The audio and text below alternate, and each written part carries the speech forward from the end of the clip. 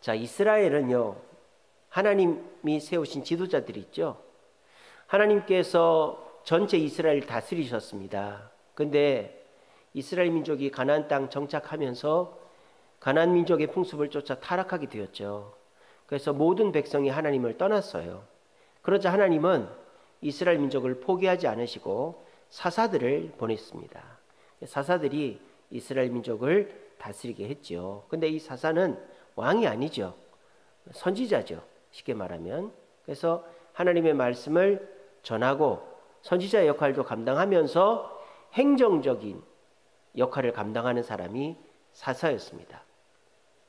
근데 이제 이 사사가 왕이 아니고 또 행정적이고 정치적인 것에 국한되어 가지고 하고 또 전체 이스라엘이 아니라 각 지파별, 지역별 사사의 역할을 하다 보니까 백성들이 이제 마지막 사사인 사무엘에게 우리도 왕을 세워달라고 하죠. 근데 이 사무엘이 절대 안 된다고 합니다. 왜? 이스라엘의 왕은 누구밖에 없습니까? 하나님밖에 없죠. 근데 인간 왕을 세우라니. 근데 백성들은 이스라엘이 이렇게 힘들고 어려운 것이 다른 나라처럼 인간 왕이 없어서라고 착각을 하고 있었던 거죠.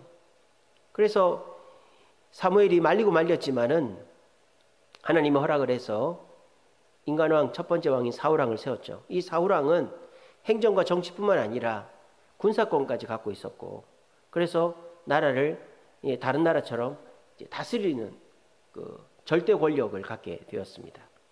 근데 이제 하나님이 아닌 인간 왕이 세워지고 그 인간 왕이 하나님의 뜻을 받들지 않았기 때문에 타락하게 되었습니다. 그리고 왕은 세습을 하죠. 아들이 대를 잇습니다. 그러다 보니까 이 왕들이 어떨 때는 올바르고 어떨 때는 타락하고 이런단 말이에요. 하나님 말씀에 바르고 하나님 말씀을 따르고 하면은 히스기야나 뭐 우시야나 이런 왕처럼 좋은 왕이고, 아니면 아하스나 여로보암 2세나 또 여로보암이나 뭐 아합이나 이런 나쁜 왕이 된단 말이에요. 그래서 보낸 사람이 선지자다. 왕을 견제하고 하나님의 말씀을 대신 선포하는 역할을 하게 된 것이 선지자다. 그래서 이스라엘은 사사, 왕, 선지자 이런 지도자가 있었다 하는 것입니다. 자, 그런데 선지자도 크게 보면 두 가지 종류가 있습니다. 구전 선지자가 있고 기록 선지자가 있습니다. 구전 선지자는 성경을 기록을 안 했다 이 말이에요. 말로만 하나님의 말씀을 전했단 말이에요. 나단 선지자, 나단서 있습니까? 없죠. 갓 선지자, 나단 갓은 다윗 왕 때 활동했습니다. 나단 선지자가 다윗이 밧세바를 범했을 때 책망했던 선지자 나단이죠. 나단 갓 선지자는 다윗 왕 때 활동했지만 글을 남기지 않은 말로만 선언했습니다.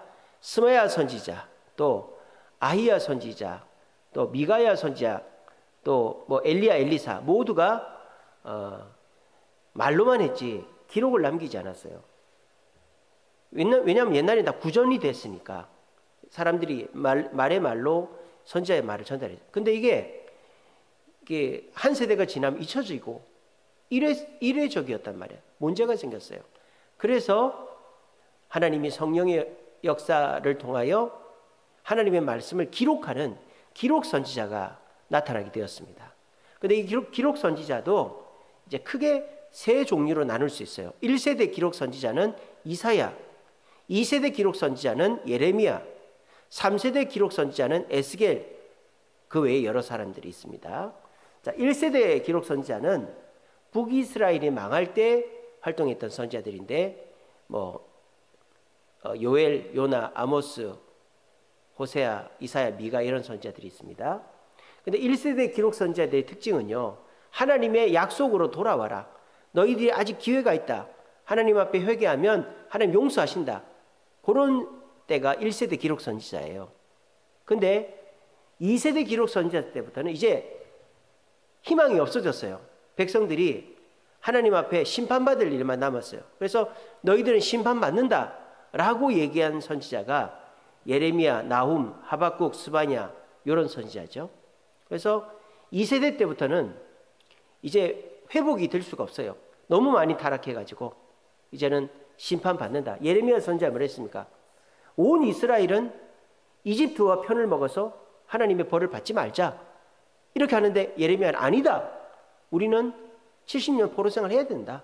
그렇게 얘기했던 사람이 예레미야죠. 그래서 예레미야서뿐만 아니라 그 2세대 기록 선지자는 그 이스라엘의 범죄함을 지적하면서 이제 타락했으니까 벌 받아야 된다. 이겁니다.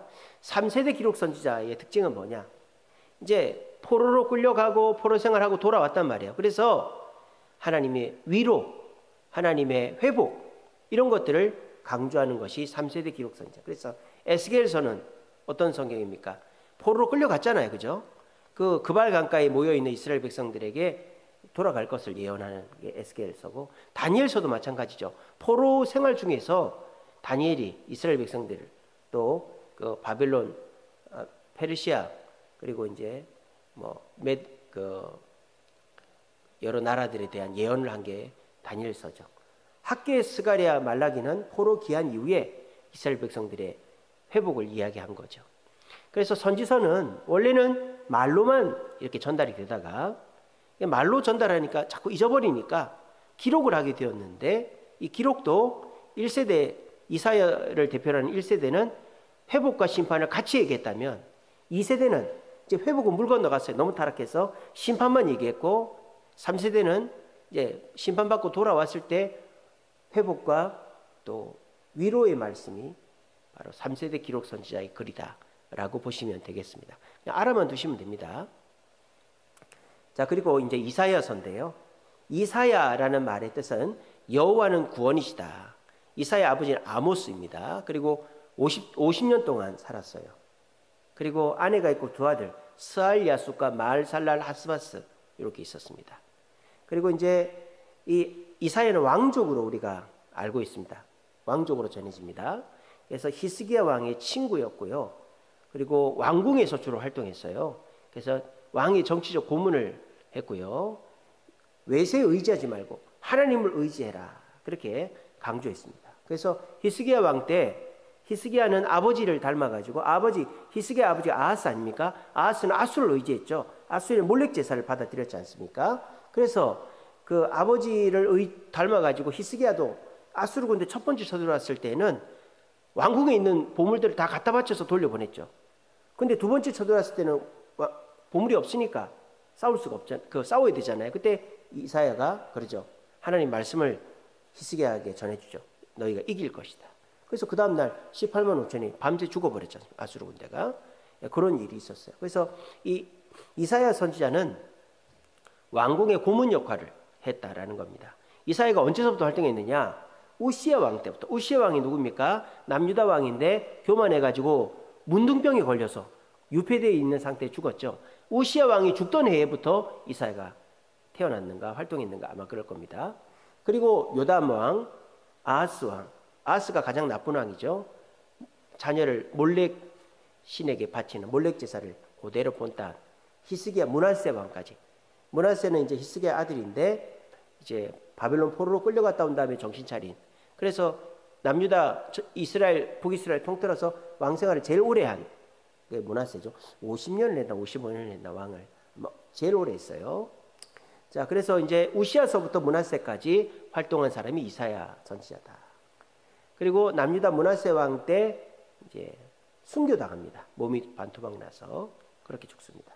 자, 이사야서 주제는 구원을 주시는 하나님, 위로하시는 하나님이다. 그래서 너희들이 하나님의 심판이 임하지만은 회개하면 구원을 주시고 회복된다라는 거예요. 방송실 제 얼굴 지어주세요. 성구 이사야 40장 1절 같이 읽습니다. 시작. 너희 하나님이 이르시되 너희는 위로하라. 내 백성을 위로하라. 그래서 이 이사야서를 보면요. 심판과 위로가 번갈아 가면서 나와요. 나중에 이제 읽으면서 제가 확인시켜 드립니다. 심판에 대한 얘기가 쭉 나오다가 하나님 위로의 메시지가 나오고 또 어느 쯤 가면은 메시아 예수님에 대한 예언이 또 나오고 그런 식으로 되어 있습니다. 그래서 목적은 이스라엘 백성들이 아직 희망이 있기 때문에 회개하면 된다. 회개하자. 그래서 하나님과의 관계 회복을 촉구하고 메시아 예언. 그래서 이렇게 고난당하는 어린 양 또 그런 메시아의 모습이 예언되어 있습니다. 구조는 하나님의 언약을 얘기하고 하나님의 정죄를 얘기하고 심판을 얘기하지만 회복을 또 얘기하는, 그래서 심판과 회복이 균형 있게 가는 게 이사야서예요. 근데 예레미야서부터는 어떻게 돼요? 심판이 주가 되는 것이죠. 그리고 나중에 에스겔, 다니엘, 또 하박, 에스겔, 다니엘, 또 요나, 누구죠? 학계, 스가랴, 말라기 요래 가면은, 스바냐 이런 데 가면은 위로와 회복이 주가 되는 겁니다.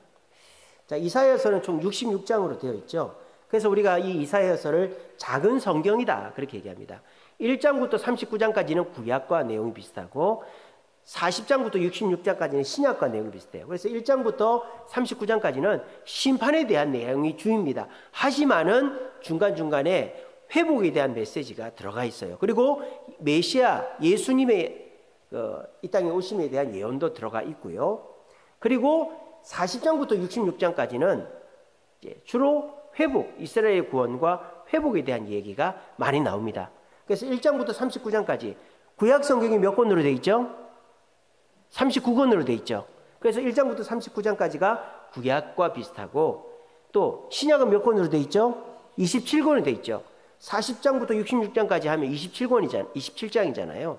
그렇게 됩니다. 그래서 1장부터 12장까지는 유다에 의한 예언, 유다가 범죄해서 하나님이 심판하신다. 그리고 6장에 가면 하나님이 내가 누구를 보내면 누가 우리를 위해 갈고, 그랬더니 메시아 이사야가 내가 여기 있어 나를 소명을 받죠. 그리고 이제 하나님의 구원에 대한 메시지를 선포합니다. 그리고 13장부터 23장까지는 이제 멸망, 이스라엘 주변 국가 바벨론, 아수르, 블레셋, 모압, 다메섹, 에돔, 두로, 시돈 이런 주변 나라들의 멸망에 대해서 예언합니다. 그리고 24장부터 27장까지는 이 땅에 임할 최후의 심판, 또 심판 이후에 있을 구원, 새로운 새하늘과 새 땅으로 표현되는 새 포도원, 이런 여호와의 날에 대한 예언이 나오고요. 28장부터 35장까지는 또 심판과 축복이 이게 균형 있게 나옵니다. 나중에 이제 내용을 보면 아십니다. 오늘은 제가 원래는 39장까지 하려고 그랬는데 12장까지만 하겠습니다. 1장부터 12장까지. 예, 그냥 수박 겉핥기로 할까 하다가 이왕 이렇게 하는 거 좀 천천히 하자. 그래서 이제 12장까지만 하고 이제 다음 시간에 39장까지 하고 그 다음 시간에 66장까지 하겠습니다. 36장부터 37장까지는 아수르의 파멸. 그래서 이 역사의 이야기가 삽입이 돼 있어요. 그 히스기야 왕 때 아수르 군대 18만 5천 죽은 거 있죠? 그 이야기가 여기 딱 들어가 있어요. 이사야서에. 그래서 36장부터 39장까지는 아수르가 쳐들어왔다가 이제 망하고, 그리고 이제 히스기야가 이제 병이 들었다가 나았는데 바빌론 사들단에게 비밀을 다 보여줘서 남유다가 결국 망하게 되는 그런 역사적 사건이 삽입이 되어 있습니다. 그리고 40장부터 66장까지는 이스라엘의 구원, 그리고 만민을 위한 구원, 그리고 이스라엘의 미래에 대한 예언.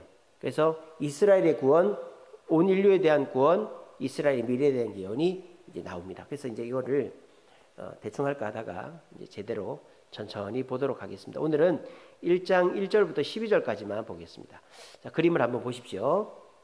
저 위쪽에 보시면은 이사야 선지자가 우시야 왕 때부터 사실은 히스기야 므낫세까지 활동했습니다. 그렇게 활동했다는 거고요. 그리고 유다 백성들에게 말씀을 전했고, 그리고 1장 2절에서 31장 1절까지 1장에는요 이스라엘이 타락을 해가지고 남유다가 타락을 해서 그 타락한 모습을 저런 참외밭의 원두막, 마당을 밟은 발, 진홍 같은 피와 흰 양털, 물 섞은 포도주, 잎사귀가 마른 상수리 나무에 비유하고 있어요. 그리고 2장 보시면 예루살렘의 죄악, 우상 숭배했다라는 거죠. 그래서 하나님께로부터 벌을 받고, 또 여자들이 사치를 행했다라는 거예요. 저 보면 여자가 뭐 짧은 치마 입고 있는 그림 있죠. 그래서 그런 일을 회개해야 되고, 그래서 하나님이 이스라엘을 때를 빡빡 밀듯이 정결케 하신다, 그런 내용이에요. 2장에는. 그리고 3장 가면요 2장, 3장, 4장이 그런 내용이고, 5장 가면 이제 불타는 포도원이 바로 이스라엘이다. 남유다다. 그래서 남유다가 탐욕과 거짓과 술 취함과 속임과 부패한 관리들 또 자기 자아 도취에 빠져가지고 타락했다라는 것을 포도원의 노래라는 비유적인 표현을 통해서 이스라엘의 죄악을 저렇게 5장에서 얘기하고 있습니다. 그리고 이제 이쪽 보시면 제일 중간에 있죠. 이제 천사가 숯불을 들고 이사야의 입술에다가 이렇게 대죠. 그래서 이사야의 입이 정결해지죠. 그리고 하나님이 이사야를 부르죠. 누가 나를 위해 갈꼬? 그랬더니 내가 여기 있사오니 나를 보내소서 이렇게 얘기했단 말이에요. 그게 나오고요. 7장에 가면 이사야가 이제 아하스 왕에게 얘기하는 거예요. 아하스 왕, 히스기야 아버지죠. 이 아하스 왕이 겁을 먹고 있어요. 누구를? 저기 보면 아람이라는 나라 있죠. 아람을 보입니까? 보이죠? 아람을 겁을 먹고 있어요. 그러니까 이사야가 겁을 먹지 말래. 왜? 아람은 부직갱이와 같다. 불타다만 부직갱이와 같다. 그러니까 아람을 두려워하지 말라. 하나님께서 돌보시고 만약에 하나님을 의지하지 않으면 이집트의 파리와 아수르의 벌이 이스라엘을 괴롭힐 것이다. 그렇게 또 이사야가 얘기하고 있고요. 이쪽 그림 보시면 아수르도 망할 것이다. 아수르를 두려워하지 말라. 신접한 죄에 마술사에게 구하지 말고 자기 하나님께 구하라. 자기 아들 이름을 마알살랄 하스바스라고 지었어요. 그 이름의 뜻이 뭐냐? 노략이 속하다. 그러니까 아수를 의지하면 노략 당한다 이 말이에요. 자식의 이름도 예언의 일부로 쓰고 있는 거예요. 그리고 이제 9장에 가면은 이스라엘이 죄를 지었지만은 하나님께서 누구를 보낸다? 기묘자, 원더풀 카운셀러, 기묘자, 모사, 전능하신 하나님, 메시아 예언이 나오는 거예요. 그래서 그분이 우리를 위해서 오실 것이다.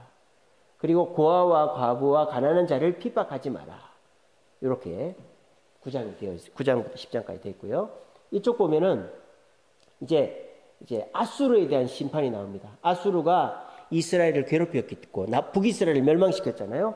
아수르에 대한 심판이 10장이 나오고요. 이제 11장 가면 이제 메시아 예언, 예수님에 대한 예언이 나오죠. 이새의 줄기에서 예수님 나신다. 다윗의 가문 이새의 줄기. 그리고 이제 천국의 모습에 대해서 뭐 어린아이가 독사굴 어린아이가 뛰놀고 뭐 그런 거 있지 않습니까? 천국의 모습이 이렇게 쭉 나오고요. 그리고 이제 메시아에 대한 뭐 그런 얘기 나옵니다. 방송실 제 얼굴 지었어요. 그리고 이제 구원의 물에서 물을 기르리다. 그렇게 메시아가 이사야가 하나님께 감사의 찬양을 올려드리는 거예요. 그래서 이사야 1장부터 12장까지가 이제 이렇게 흐름이라고 보시면 됩니다. 그래서 남유다의 타락에 대한 모습 보여주고 그리고 이사야를 선지자로 부르는 그런 이야기가 6장에 나오고 아람을 두려워하지 마라. 아수르를 두려워하지 마라. 그리고 이새의 줄기에서 메시아가 나올 것이다.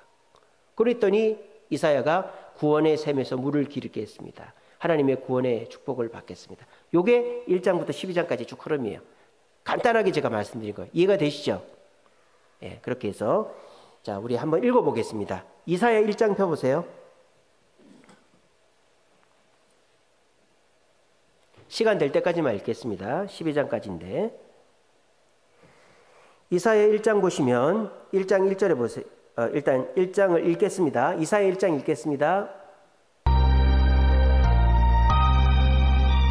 이사야 1장. 유다와 무시아와 요담과 아스와 히스기야 시대의 아모스의 아들 이사야가 유다와 예루살렘에 관하여 본 계시라. 하늘이여 들으라, 땅이여 귀를 기울이라.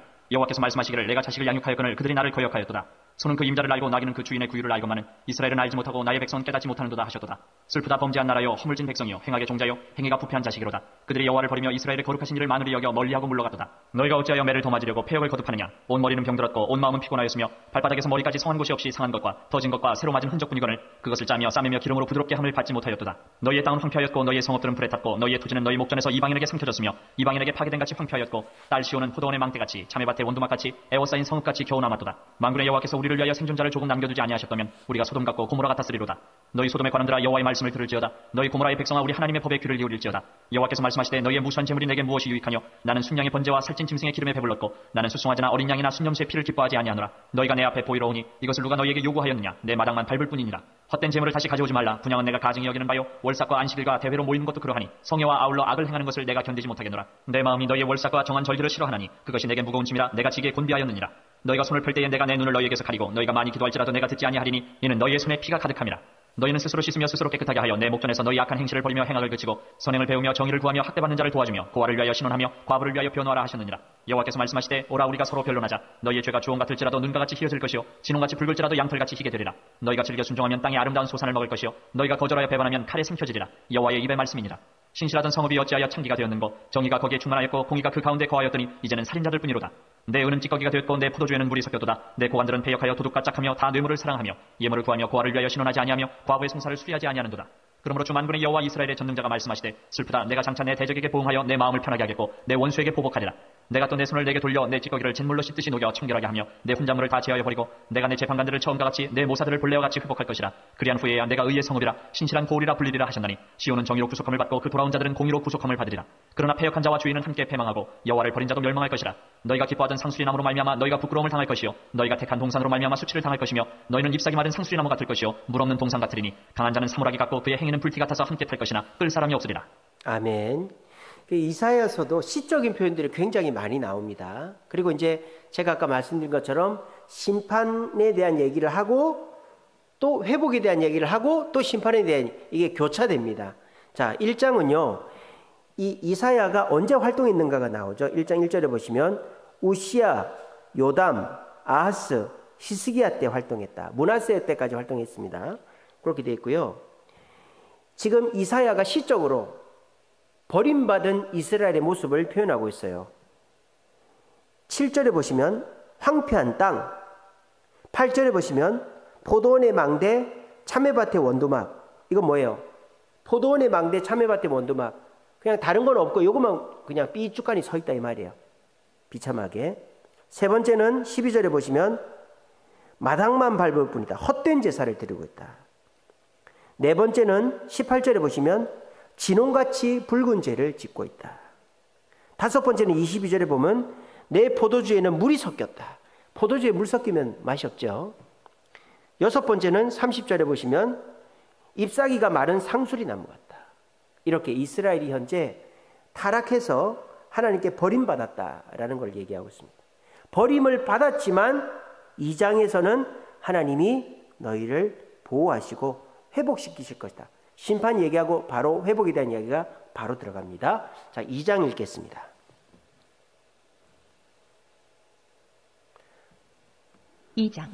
아모스의 아들 이사야가 받은 바 유다와 예루살렘에 관한 말씀이라. 말이되 여호와의 전에 산이 모든 산 꼭대기에 굳게 설 것이요 모든 작은 산 위에 뛰어나리니 만방이 그리로 모여들 것이라.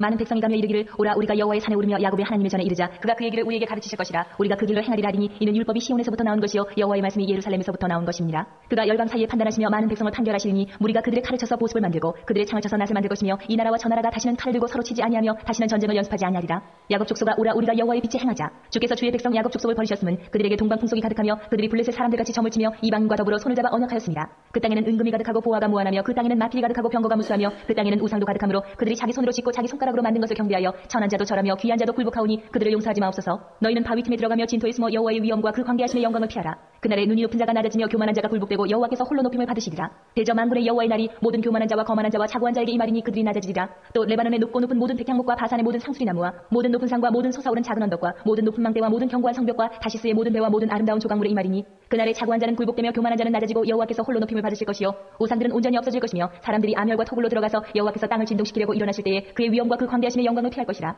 사람이 자기를 위하여 경배하려고 만들었던 은 우상과 그 무상을 그날에 두더지와 박쥐에게 던지고 암열과 험악한 바위 틈에 들어가서 여호와께서 땅을 진동시키려고 일어나실 때에 그의 위엄과 그 광대하심의 영광을 피하리라. 너희는 인생을 의지하지 말라. 그의 호흡은 코에 있나니 새말 가치가 어디 있느냐. 아멘. 자, 1장에서 버림받은 이스라엘의 모습을 6가지로 얘기했는데요. 2장에서 하나님이 회복시키실 것을 얘기합니다. 2장 3절 중간에 보시면 이는 율법이 시온에서 나올 것이요 여호와의 말씀이 예루살렘에서 나올 것이다. 그리고 4절에 보시면 칼을 쳐서 보습을 만들고 창을 쳐서 나를 만든다. 칼을 보습을 만든다는 말인 거예요. 농기구 보습이죠. 또 창을 낫으로 만든다. 이걸 뭐 전쟁을 할 필요가 없다. 평화가 임한다라는 거예요. 그래서 하나님은 말씀으로 임하시고 평화를 주신다. 회복을 또 얘기하십니다. 너희들이 심판받지만 하나님 말씀으로 돌아옴이 회복된다 이렇게 얘기합니다. 그렇게 해놓고 이제 또 심판에 대해서 죄를 지적합니다. 2장 5절서부터 또 죄를 지적하죠. 2장 6절에 보시면 주의 백성 야곱 족속을 버리셨다. 왜? 동방 풍속이 가득하기 때문에 우상 숭배를 했다 이 말입니다.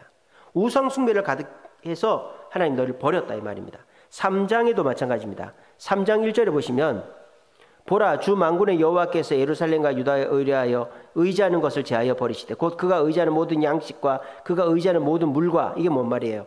양식과 물과 용사와 재판관과 뭐 이런 것들 그 하나님이 아닌 것들을 의지하는 것을 지적하고 있는 거예요. 그래서 그 2장 5절서부터 3장까지 또 이제 하나님이 아닌 다른 것을 의지하는 이스라엘을 지적하고 있고요. 그 다음에 3장 16절에 보시면 여자의 죄에 대해서 얘기합니다. 2장 16절 여호와께서도 말씀하시되 시온의 딸들이 교만하여 느린 목 정을 통하는 눈으로 다니며 아기작 걸으며 발로는 쟁쟁하는 소리를 낸다는 그래서 사치하는 여자들의 모습을 얘기해요. 그래서 사치하는 여자들을 하나님이 심판하실 것이다 하는 겁니다. 자, 이제 3장 다른 것을 의지하는 이스라엘을 지적하시고 사치하는 여자들을 지적하시는 3장 읽겠습니다. 3장 보라 주 만군의 여호와께서 예루살렘과 유다가 의뢰하며 의지하는 것을 제하여 버리시되 곧 그가 의지하는 모든 양식과 그가 의지하는 모든 물과 용사와 전사와 재판관과 선지자와 복술자와 장로와 50부장과 귀인과 모사와 정교한 장인과 능란한 요술자를 그리하실 것이며 그가 또 소년들을 그들의 고관으로 삼으시며 아이들이 그들을 다스리게 하시리니 백성이 서로 학대하며 각기 이웃을 잔해하며 아이가 노인에게 비천한 자가 존귀한 자에게 교만할 것이며 혹시 사람이 자기 아버지 집에서 자기의 형제를 붙잡고 말하기를 내게는 겉옷이 있으니 너는 우리의 통치자가 되어 이 폐허를 내 손 아래 두라 할 것이면 그날에 그가 소리를 높여 이르기를 나는 고치는 자가 되지 아니하겠노라 내 집에는 양식도 없고 의복도 없으니 너희는 나를 백성의 통치자로 삼지 말라 하리라. 예루살렘이 멸망하였고 유다가 엎드러졌으면 그들의 언어와 행위가 여호와를 거역하여 그의 영광의 눈을 범하였습니다. 그들의 안색이 불리하게 증거하며 그들의 죄를 말해주고 숨기지 못함이 소돔과 같으니 그들의 영혼에 화가 있을진저 그들이 재앙을 자처하였도다.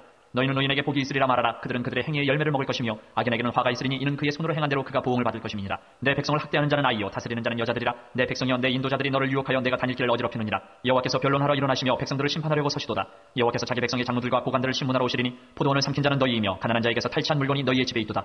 어쩌여 너희가 내 백성을 짓밟으며 가난한 자의 얼굴에 맷돌질을 하느냐. 주 만군의 여호와 내가 말하였느니라 하시도다. 여호와께서 또 말씀하시되 시온의 딸들이 교만하여 느린 목 정을 통하는 눈으로 다니며 아기작거려 걸으며 발로는 쟁쟁한 소리를 낸다 하시도다. 그러므로 주께서 시온의 딸들의 정수리에 딱지가 생기게 하시며 여호와께서 그들의 하체가 드러나게 하시리라. 주께서 그날에 그들이 장식한 발목고리와 머리에 망사와 반달 장식과 귀고리와 팔목고리와 얼굴 가리개와 화관과 발목사슬과 띠와 향압과 호신부와 반지와 코고리와 예복과 겉옷과 목도리와 손주머니와 손거울과 스마포옷과 머리수건과 너울을 제하시리니 그때의 썩은 냄새가 향기를 대신하고 노끈이 띠를 대신하고 대머리가 숱한 머리털을 대신하고 붉은 베옷이 화려한 옷을 대신하고 수치스러운 흔적이 아름다움을 대신할 것이며 너희의 장정은 칼에 너희의 용사는 전란에 망할 것이며 그 성문은 슬퍼하며 곡할 것이요 시온은 황폐하여 땅에 앉으리라. 아멘. 자, 3장 아까 말씀드린 대로 하나님 아닌 다른 것을 의지하는 이스라엘의 모습 구체적으로 얘기했죠. 그리고 여인들의 타락한 모습, 사치하는 모습을 얘기했습니다. 그래서 하나님이 이제 또 회복을 얘기합니다. 4장에 가면 4장 4절에 보시면 주께서 심판하신 영과 소멸하는 영으로 시온의 딸들의 더러움을 씻기시며 예루살렘의 피를 청결하게 하신다. 그래서 또 회복해 하시겠다라고 4장에서 얘기합니다. 자, 4장 읽겠습니다. 4장 그날에 7 여자가 한 남자를 붙잡고 말하기를 우리가 우리 떡을 먹으며 우리 옷을 입으리니 다만 당신의 이름으로 우리를 부르게 하여 우리가 수치를 면하게 하라 하리라. 그날에 여호와의 싹이 아름답고 영화로울 것이요 그 땅에서 사는 이스라엘의 피난한 자를 위하여 영화롭고 아름다울 것이며 시온에 남아있는 자 예루살렘에 머물러 있는 자 곧 예루살렘 안에 생존한 자 중 기록된 모든 사람은 거룩하다 칭함을 얻으리니 이는 주께서 심판하는 영과 소멸하는 영으로 시온의 딸들의 더러움을 씻기시며 예루살렘의 피를 그 중에서 청결하게 하실 때가 됩니다. 여호와께서 거하시는 온 시온 산과 모든 지폐 위에 낮이면 구름과 연기 밤이면 화염의 빛을 만드시고 그 모든 영광 위에 덮개를 두시며 또 초막이 있어서 낮에는 더위를 피하는 그늘을 지으며 또 풍우를 피하여 숨는 곳이 되리라. 아멘. 자, 그래서 하나님이 회복을 얘기했고 또 5장 가면 또 심판을 얘기합니다. 아까 말씀드렸죠? 심판과 회복, 심판과 회복 이게 계속 교차된다고 그랬죠. 그래서 앞에서 말한 죄악은 뭡니까? 우상을 숭배하고 하나님 아닌 것을 의지하고 사치한 여자들이 있다라는 거예요. 5장에 가면 좀 더 구체적으로 이스라엘의 죄를 이제 포도원에 비유해서 노래를 합니다. 그래서 5장 2절에 보시면 들포도를 맺었다. 참포도를 맺었는데 들포도를 맺었다. 그래서 그 들포도를 맺은 이스라엘의 죄악이 뭐냐? 5장 8절에 보시면 가옥에 가옥을 이으며 전토에 전토를 더하며. 이게 뭡니까? 탐욕이죠. 이스라엘이 탐욕에 눈이 멀었다. 5장 11절에 보시면 아침에 일어나 독주를 마시며 술에 빠져있다. 쾌락에 빠져있다. 5장 18절에 보면 거짓으로 끈을 삼아 죄악을 끈다. 거짓에 빠져있다. 5장 20절에 보면 선을 악하다 하고 악을 선하다 한다. 거짓에 빠져있다. 5장 21절에 보시면 스스로 지혜롭다 한다. 자기도 지혜에 빠져있다. 5장 23절에 보면 뇌물을 받는다. 부패했다라는 거죠. 그래서 5장은 이스라엘의 부패한 거를 포도원에 비유하고 있는 거예요. 들포도를 맺은 잘못된 포도원. 그래서 어떤 구체적으로 뭐다? 탐욕과 술과 거짓말과 자아도취와 부패에 대한 죄를 5장에서 열거하고 있습니다. 그래서 이 이사야서는 시적인 표현들이 굉장히 많이 나와요. 그래서 부패한 것도 그냥 얘기하지 않고 너희들은 탐욕을, 술을, 거짓을, 자아도취를 부패했다 이렇게 하면은 재미가 없으니까 이거를 좀 더 잘 피부에 와닿게, 아니 실컷 포도원을 가꿨는데 포도원이 이상하게 됐다 이런 거 아닙니까? 그죠? 그래서 이 잘못된 포도원을 통해서 이스라엘의 죄악을 또 지적하고 있습니다. 5장 읽겠습니다. 5장. 나는 내가 사랑하는 자를 위하여 노래하되 내가 사랑하는 자의 포도원을 노래하리라. 내가 사랑하는 자에게 포도원이 있으며 심히 기름진 산으로다. 땅을 파서 돌을 제하고 극상품 포도나무를 심었도다. 그 중에 망대를 세웠고 또 그 안에 술틀을 팠도다. 좋은 포도 맺기를 바랐더니 들포도를 맺었도다. 예루살렘 주민과 유다 사람들아 구하노니 이제 나와 내 포도원 사이에서 사리를 판단하라. 내가 내 포도원을 위하여 행한 것 외에 무엇을 더할 것이 있으랴. 내가 좋은 포도 맺기를 기다릴거늘 들포도를 맺으면 어찌 됨인고. 이제 내가 내 포도원에 어떻게 행할지를 너희에게 이르리라. 내가 그 울타리를 걷어 먹힘을 당하게 하며 그 담을 헐어 짓밟히게 할 것이요 내가 그것을 황폐하게 하리니 다시는 가지를 자름이나 북을 돋우지 못하여 찔레와 가시가 날 것이며 내가 또 구름에게 명하여 그 위에 비를 내리지 못하게 하리라 하셨으니 물은 만군의 여호와의 포도원은 이스라엘 족속이요 그가 기뻐하시는 나무는 유다 사람이라. 그들에게 정의를 바라셨더니 도리어 포악이요 그들에게 공의를 바라셨더니 도리어 부르짖음이었도다. 가옥에 가옥을 이으며 전투에 전투를 더하여 빈틈이 없도록 하고 이 땅 가운데서 홀로 거주하려 하는 자들은 화 있을진저 만군의 여호와께서 내 귀에 말씀하시되 정령이 허다한 가옥이 황폐하리니 크고 아름다울지라도 거주할 자가 없을 것이며 열흘 가리 포도원에 겨우 포도주 한 바트가 나겠고 한 호멜의 종자를 뿌려도 간신히 한 에바가 나리라 하시도다. 아침에 일찍이 일어나 독주를 마시며 밤이 깊도록 포도주에 취하는 자들은 화 있을진저 그들의 연애에는 수금과 비파와 소고와 피리와 포도주를 갖추었어도 여호와께서 행하시는 일에 관심을 두지 아니하며 그의 손으로 하신 일을 보지 아니하는도다. 그러므로 내 백성이 무지함으로 말미암아 사로잡힐 것이요 그들의 귀한 자는 굶주릴 것이요 무리는 목마를 것이라. 그러므로 소홀히 욕심을 크게 내어 한량없이 그 입을 벌린즉 그들의 호화로움과 그들의 많은 무리와 그들의 떠드는 것과 그 중에서 즐거워하는 자가 거기에 빠질 것이라. 여느 사람은 부풀리고 존귀한 자는 낮아지고 오만한 자의 눈도 낮아질 것이로되 오직 만군의 여호와는 정의로우심으로 높임을 받으시며 거룩하신 하나님은 공의로우심으로 거룩하다 일컬음을 받으시리니 그때는 어린 양들이 자기 초장에 있는 것 같이 풀을 먹을 것이요 유리하는 자들이 부자의 버려진 밭에서 먹으리라. 거짓으로 끈을 삼아 죄악을 끌며 수레줄로 한같이 죄악을 끄는 자는 화 있을진저 그들이 이르기를 그는 자기의 일을 속속히 이루어 우리에게 보게 할 것이며 이스라엘의 거룩한 이는 자기의 계획을 속히 이루어 우리가 알게 할 것이라 하는도다. 악을 선하다 하며 선을 악하다 하며 흑암으로 광명을 삼으며 광명으로 흑암을 삼으며 쓴 것으로 단 것을 삼으며 단 것으로 쓴 것을 삼는 자들은 화 있을진저 스스로 지혜롭다 하며 스스로 명철하다 하는 자들은 화 있을진저 포도주를 마시기에 용감하며 독주를 잘 빚는 자들은 화 있을진저 그들은 뇌물로 말미암아 악인을 의롭다 하고 의인에게서 그 공의를 빼앗는도다. 이로 말미암아 불꽃이 그루터기를 숨긴같이 마른 풀이 불 속에 떨어진같이 그들의 뿌리가 썩겠고 꽃이 티끌처럼 날리리니 그들이 만군의 여호와의 율법을 버리며 이스라엘의 거룩하신 이의 말씀을 멸시하였습니다. 그러므로 여호와께서 자기 백성에게 노를 바라시고 그들 위에 손을 들어 그들을 치신지라. 산들은 진동하며 그들의 시체는 거리 가운데 분투같이 되었도다. 그럴지라도 그의 노가 돌아서지 아니하였고 그의 손이 여전히 펼쳐져 있느니라. 또 그가 기치를 세우시고 먼 나라들을 불러 땅끝에서부터 자기에게로 오게 하실 것이라. 보라 그들이 빨리 달려올 것이로되 그 중에 곤핍하여 넘어지는 자도 없을 것이며 조는 자나 자는 자도 없을 것이며 그들의 허리띠는 풀리지 아니하며 그들의 들매끈은 끊어지지 아니하며 그들의 화살은 날카롭고 모든 활은 당겨졌으며 그들의 말굽은 부싯돌 같고 병거 박히는 회오리바람 같을 것이며 그들의 부르짖음은 암사자 같을 것이요 그들의 소리지름은 어린 사자들과 같을 것이라. 그들이 부르짖으며 먹이를 움켜 가져가 버려도 건질 자가 없으리로다. 그날에 그들이 바닷물결 소리같이 백성을 향하여 부르짖으리니 사람이 그 땅을 바라보면 흑암과 고난이 있고 빛은 구름에 가려서 어두우리라. 아멘. 자, 이제 6장은 5장에서 심판에 대한 죄를 지적하고 심판을 얘기했죠. 6장은 또 회복에 대한 얘기합니다. 6장의 회복은 뭡니까?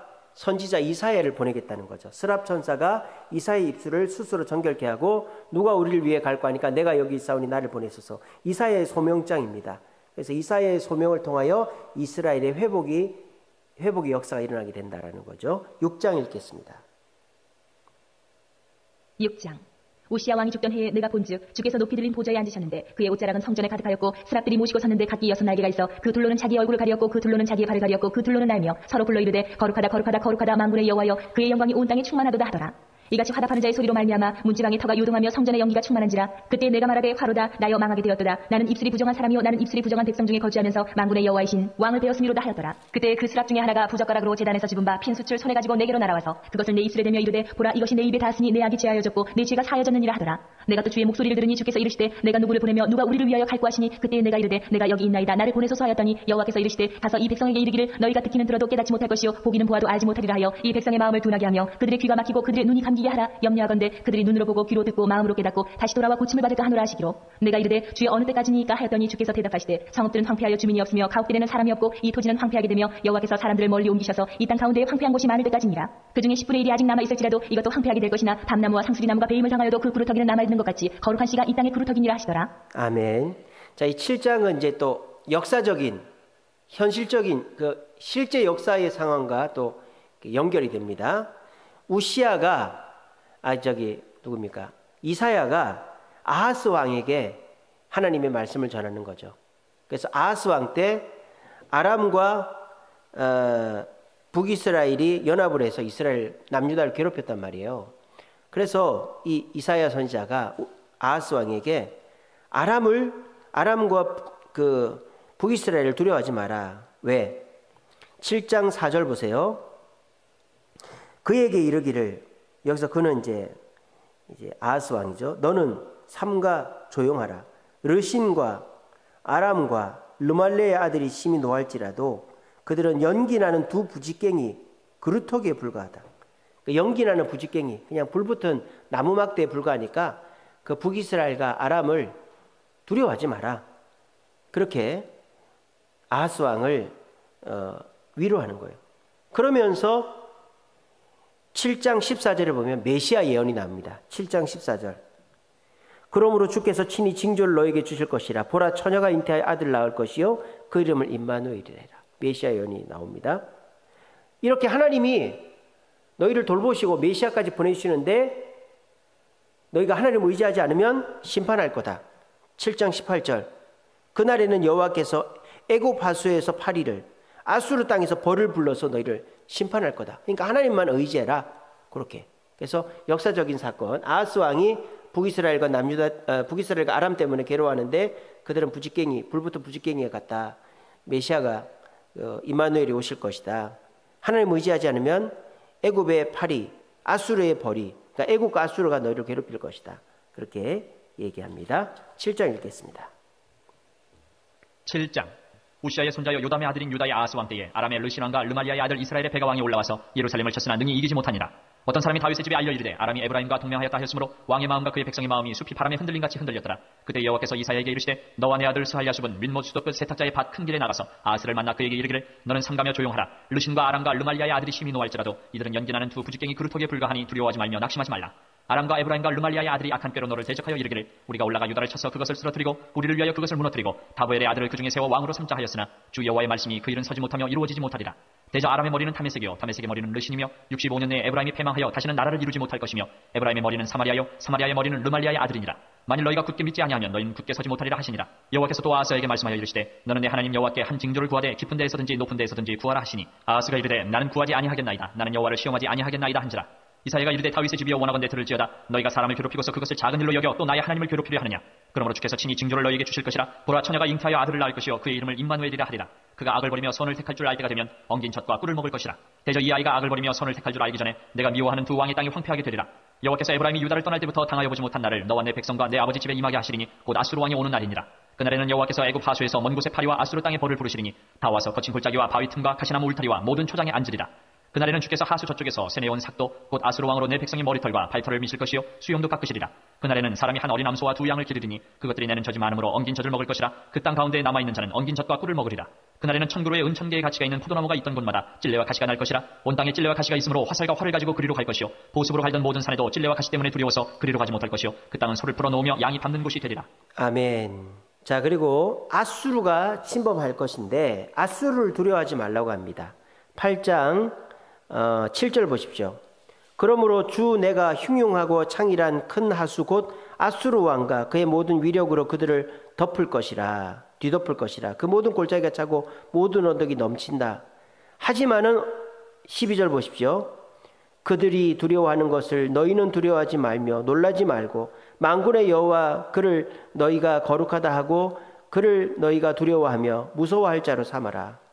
아수르가 침범해도 아수르를 두려워하지 말고 하나님을 두려워해라.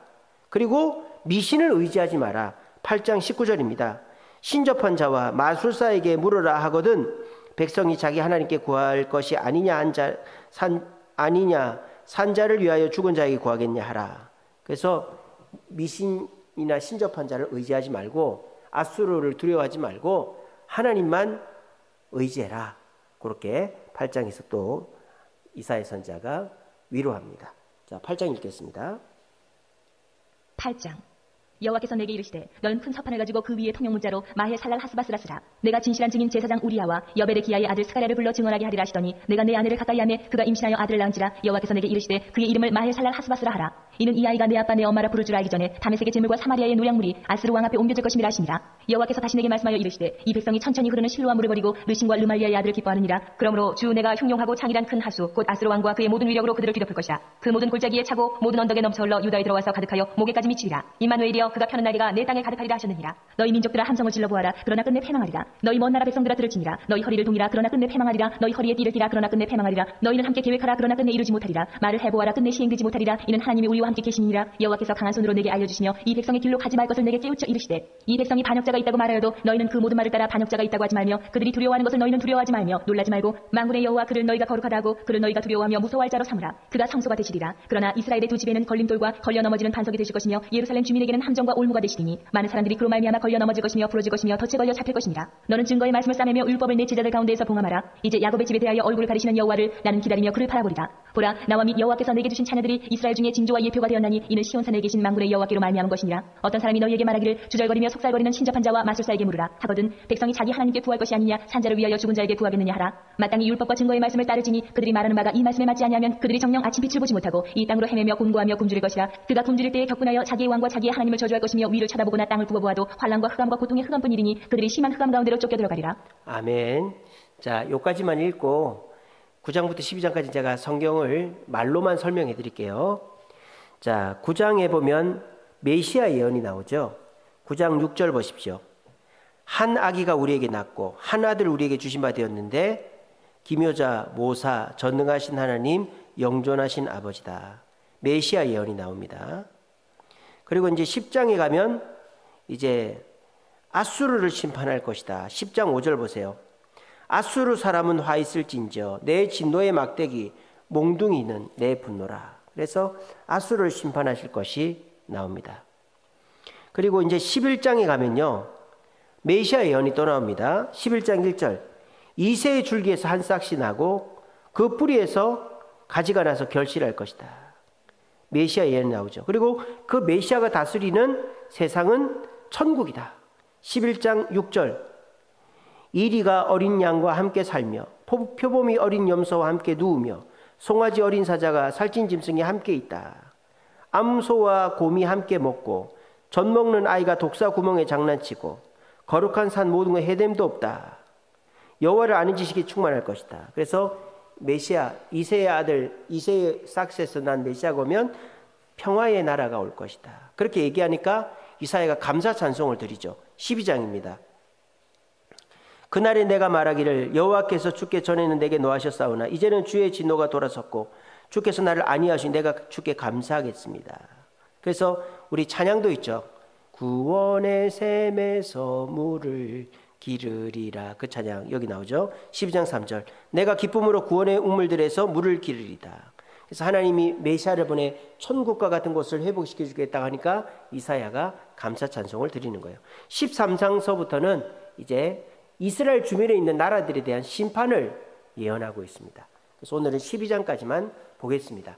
뭐 대충 보고 넘어갈 수도 있는데 그렇게 하면 여러분들한테 도움이 안 될 것 같아서 제가 조금 더 꼼꼼하게 이왕 늦은 거 보도록 하겠습니다. 그래서 이사야서 이렇게 보시니까 보통 이사야서 하면은 몇몇 구절들 유명한 구절들만 설교로 들었지 이사야서 전체를 이렇게 구조적으로 살펴보지를 못했지 않습니까? 그래서 이사야서는 이스라엘의 죄를 조목조목 남유다의 죄를 조목조목 이렇게 지적하고 있어요. 근데 그거를 단순한 그냥 사실적인 나열로 하는 게 아니라 포도원, 타락한 포도원, 또 그런 황폐해진 모습, 이런 거, 또 그 아주 사치한 여자, 이런 모습을 통해서 시적이고 비유적으로 표현하고 있다. 근데 그런 타락한 모습을 지적하면서도 회복에 대한 얘기들이 계속 나오고, 특별히 메시아, 예수님의 이 땅에 오심에 대한 예언의 구절들이 쭉쭉 나오고 있다라는 것이 오늘 1장부터 12장까지의 주된 내용이겠습니다. 다음 시간에는 13장부터 23장까지가 이제 열방에 대한, 주변 나라들에 대한 경고고, 24장부터는 여호와의 심판의 날에 대한 얘기가 나옵니다. 그래서 이제 그 35장까지가 이제 여호와의 심판과 회복이 나오고, 36장부터 39장까지는 히스기야 왕 때 역사 이야기가 나옵니다. 그건 다음 시간에 하도록 하겠습니다. 기도하겠습니다.